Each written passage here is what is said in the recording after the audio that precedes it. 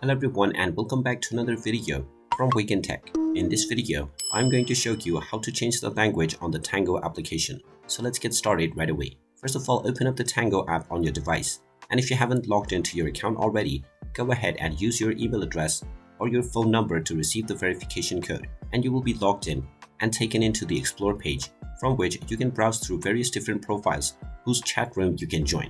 Now, if you wish to change the language for the application, then tap on the account icon at the top left corner, which will take you into your account page. From this page, tap on General, and you will see the language settings.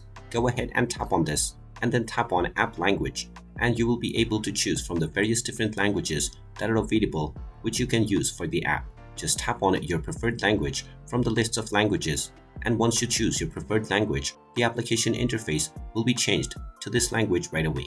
You can come back to this menu and change your language as many times as you wish. And there you have it. That is how easy it is to change your language on the Tango app. If you find this video helpful, make sure you hit that like button and subscribe to our channel if you haven't done so already. Also ring that notification bell to never miss another update from us. Thank you for watching, and I will see you again in the next video.